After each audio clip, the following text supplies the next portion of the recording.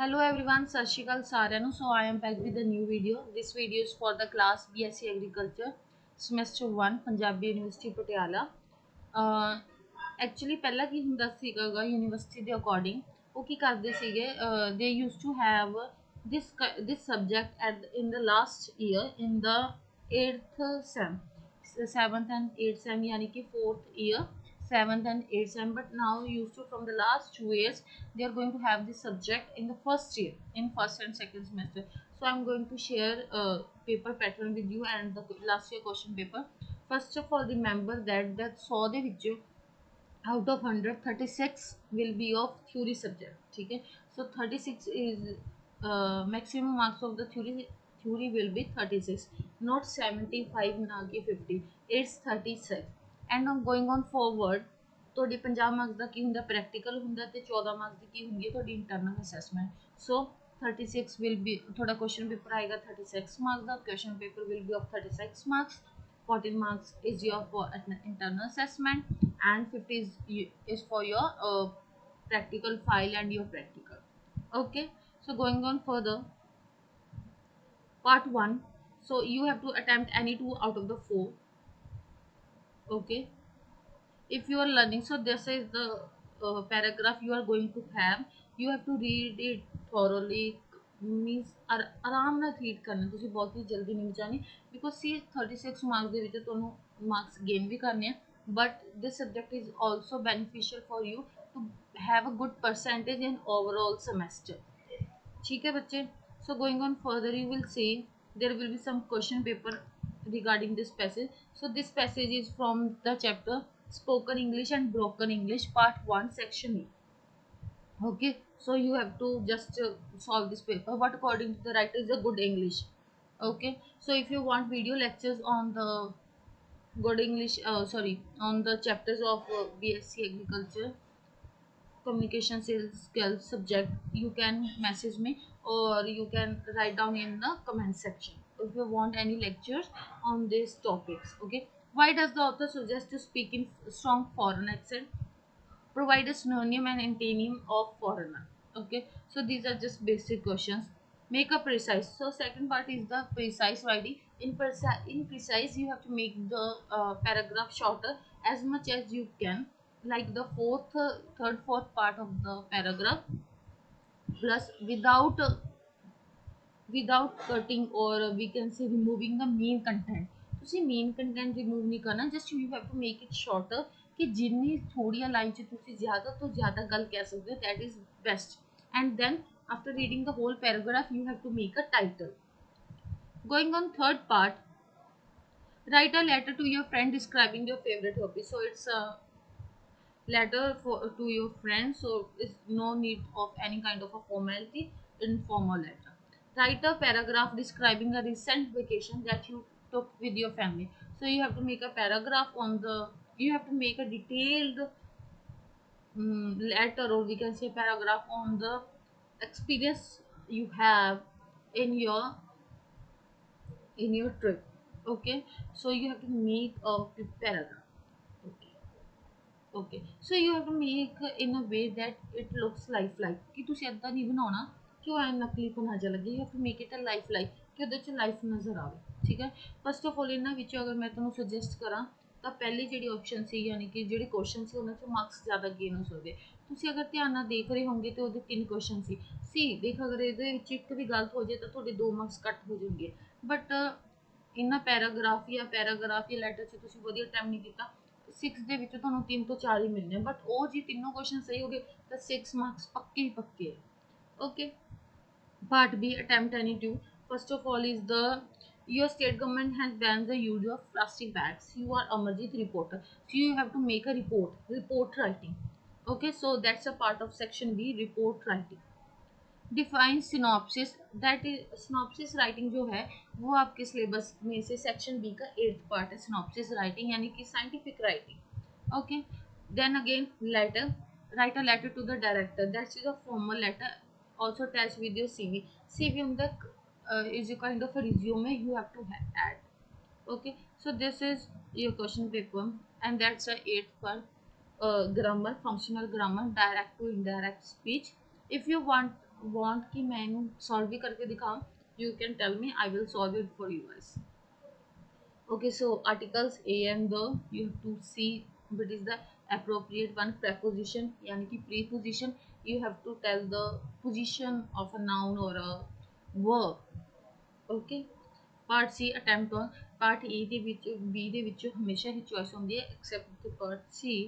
Okay, define ancient, ancient ਕੀ ਹੁੰਦਾ ਹੈ with a simple sentence. ਪਹਿਲੀ ਗੱਲ ਤਾਂ ਤੁਸੀਂ ਐਂਸ਼ੀਅੰਟ ਦਾ ਮਤਲਬ ਦੱਸੋਗੇ, ਫਿਰ ਉਹਦਾ ਇੱਕ ਸੈਂਟੈਂਸ ਬਣਾਓਗੇ।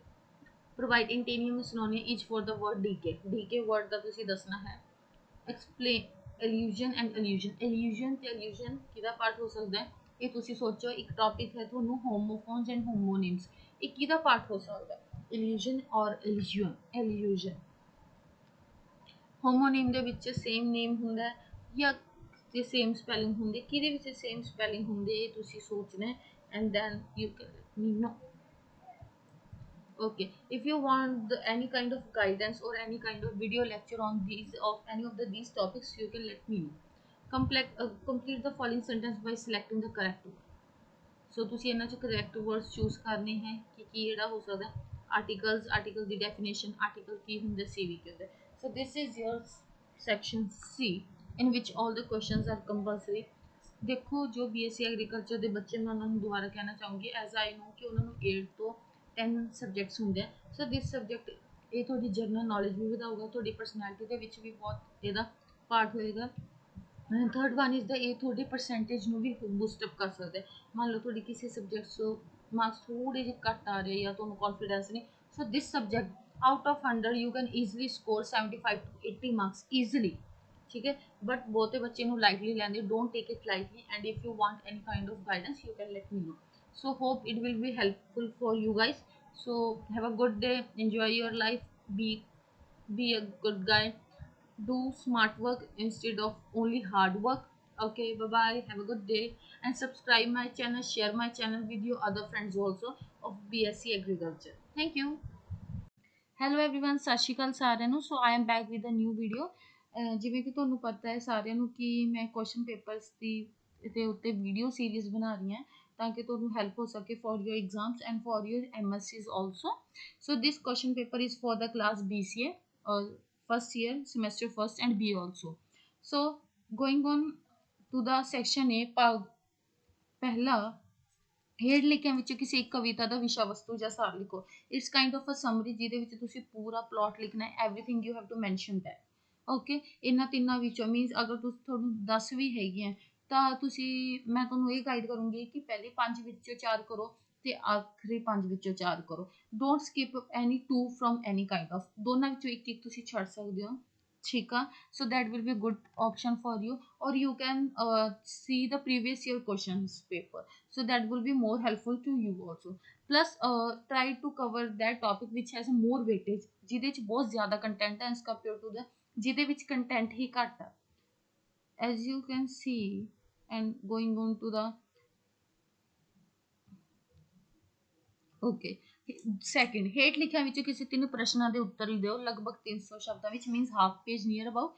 ਠੀਕ ਹੈ, ਤਿੰਨ ਕੁਐਸਚਨਸ ਹੋਣਗੇ ਕਿ ਜੋ ਕਿ 5-5 ਮਾਰਕਸ ਦੇ ਹੋਣਗੇ ਵਿਦ ਦਾ ਇੰਟਰਨਲ ਚੁਆਇਸ। ਤਾਂ ਤੁਹਾਨੂੰ ਇਹਦੇ ਵਿੱਚ ਚੁਆਇਸ ਹੈ, ਮੈਂ ਤੁਹਾਨੂੰ ਇੱਦਾਂ ਹੀ ਕਹਿ ਰਹੀ ਹਾਂ, ਐਜ਼ ਯੂ ਨੋ ਜੋ ਇਹ ਬੁੱਕ ਹੈ ਜਿਹਦੇ ਵਿੱਚ ਚੈਪਟਰ ਹੈ ਇਹ ਕਾਫੀ ਬੱਚਿਆਂ ਨੂੰ ਲੈਂਥੀ ਫੀਲ ਹੁੰਦੀ ਹੈ। So instead of doing hard work, do smart work.